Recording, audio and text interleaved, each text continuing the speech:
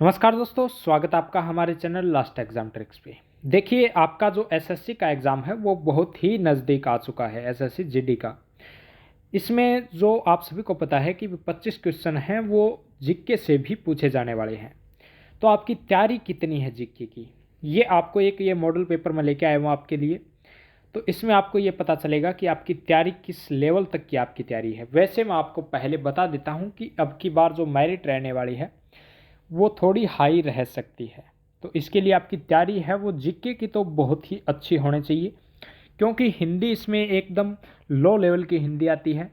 ठीक है, हिंदी एकदम लो लेवल की आती है भाई इसमें। और कितनी लो लेवल की आती है ये मैं आपको बता देता हूँ कि अगर आपकी थोड़ी बहुत भी तैयारी है तो आप 23-24 आराम से इसमें करके आ जा सकते हैं। 25 में से 23-24 तो आराम से कर देंगे आप, अगर आपकी बिल्कुल भी तैयारी मतलब बहुत कम है तो भी। रीजनिंग आपकी हो जाएगी। मेन चीज़ है आपका मैथ और जीके।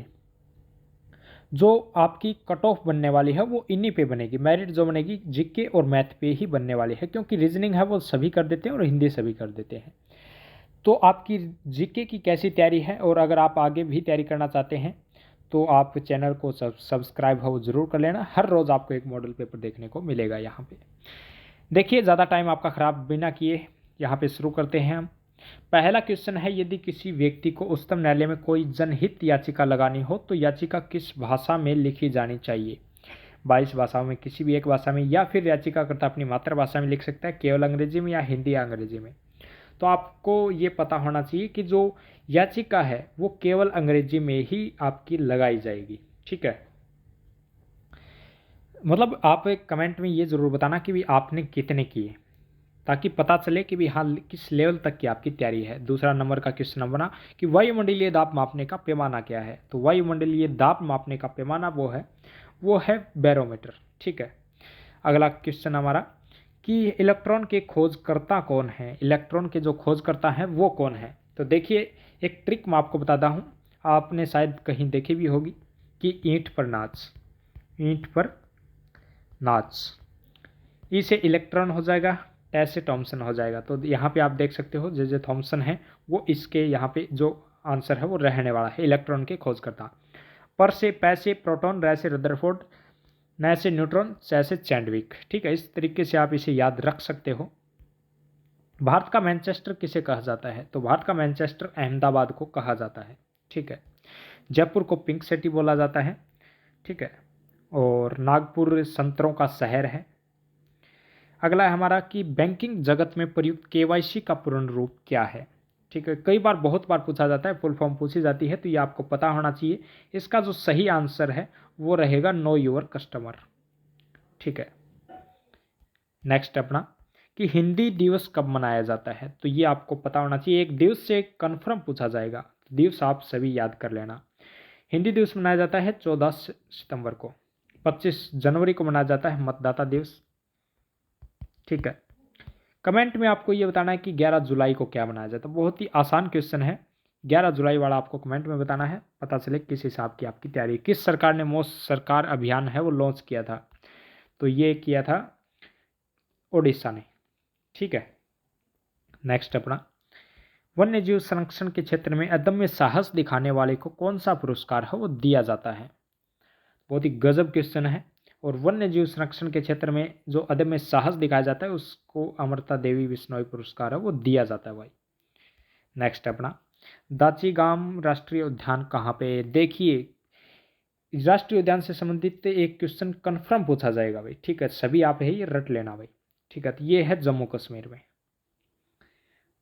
ओके, अगला हमारा विश्व में सबसे ज़्यादा पाई जाने वाली ग्रीन हाउस गैस कौन सी है। तो ये रहेगी जलवाष्प, सबसे ज़्यादा विश्व में पाई जाने वाली। ठीक है, विश्व का सर्वाधिक प्रति व्यक्ति कार्बन डाइऑक्साइड जो उत्सर्जक देश है वो कौन सा है।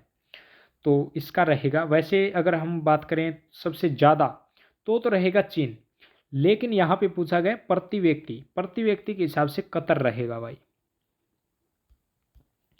नेक्स्ट अपना साइबेरियन सारस किस नेशनल पार्क में आता है। तो इसका जो आंसर रहने वाला है वो है केवलादेव नेशनल पार्क। कई बार ये पूछ लिया जाता है कि केवलादेव नेशनल पार्क है कहाँ पे, तो ये रहेगा अपने राजस्थान में। ठीक है, नेक्स्ट की अगर हम बात करें मानस ये है असम में। दुधवा नेशनल पार्क ये है यूपी में। जिम कॉर्बेट नेशनल पार्क है ये है उत्तराखंड में। नेक्स्ट अपना, भारत का सबसे बड़ा नमक उत्पादक राज्य कौन सा है? तो सबसे बड़ा है गुजरात। नेक्स्ट अपना, क्षेत्रफल के मामले में निम्नलिखित में से कौन सा देश भारत से बड़ा नहीं है? ठीक है, आप साथ साथ में करते रहना अपने मन में। आपको देखिए अगर आपको आता हो तो 3 सेकंड में पता चल जाता है, वरना वो आंसर तो मैं आपको बता ही रहा हूँ। यहाँ पे पूछ रखा है क्षेत्रफल के मामले में निम्नलिखित में से कौन सा देश भारत से बड़ा नहीं है। आप तो एक क्वेश्चन है वो थोड़ा सा मतलब ध्यान से पढ़ना आपको, ठीक है, कहीं गड़बड़ यहाँ पे ना हो जाए। तो यहाँ पे पूछ रखा है भारत से बड़ा नहीं है, तो ऑस्ट्रेलिया भारत से बड़ा है, ब्राज़ील भी बड़ा है, कनाडा भी बड़ा है, तो इंडोनेशिया ही ये भारत से बड़ा नहीं है। नेक्स्ट अपना, भारत का सबसे बड़ा कॉफ़ी उत्पादक राज्य कौन सा है? तो कॉफ़ी उत्पादक जो राज्य है भारत का सबसे बड़ा, तो वो है कर्नाटक। कैसे कॉफ़ी, कैसे कर्नाटक। इसके बाद आता है स्थान केरल का, और केरल के बाद आता है तमिलनाडु का स्थान। नेक्स्ट अपना, सालबाई की संधि किस युद्ध से संबंधित है? सालबाई की संधि है प्रथम आंग्ल मराठा युद्ध से संबंधित, ठीक है। नेक्स्ट अपना, आज़ाद हिंद फौज की स्थापना किस देश में की गई थी? तो आज़ाद हिंद फौज की जो स्थापना की गई थी वो जापान में की गई थी दोस्तों, और ये की थी किसने? रास बिहारी बोस ने, ठीक है। तो ये की थी रास बिहारी बोस ने। नेक्स्ट अपना, कि मोहम्मद बिन कासिम ने भारत पर आक्रमण कब किया था? तो पहला जो विदेशी आक्रमण था वो यही था, और ये 712 में किया गया था। नेक्स्ट अपना, कि किसका काल मुगल वास्तुकला का स्वर्ण काल कहा जाता है? बहुत ही गजब क्वेश्चन है। किसका काल मुगल वास्तुकला का स्वर्ण काल बोला जाता है? तो वास्तुकला की अगर हम बात करें तो ये रहेगा शाहजहां। मयूर सिंहासन इसी ने बनाया था, बहुत बार पूछा जाता है मयूर सिंहासन, ठीक है। और इसका जो वास्तुकार था वो बादल था। लेकिन यहाँ पे पूछ रखा है जो वास्तुकला का, तो ये मतलब शाहजहां रहेगा। लेकिन अगर पूछ लिया जाए चित्रकला का तो ये रहेगा जहांगीर। नेक्स्ट अपना, जब्ती प्रथा और दहसाला प्रथा किसने शुरू कराया था? तो ये जब्ती प्रथा और ये दहसाला प्रथा ये अकबर के टाइम में शुरू हुई थी, ठीक है। और अकबर के टाइम में जो नवरत्न थे इसके वो थे टोडरमल। टोडरमल ने ये शुरू करवाया था। नेक्स्ट अपना, भारतीयों के लिए महान सिलक मार्ग किसने आरंभ करवाया?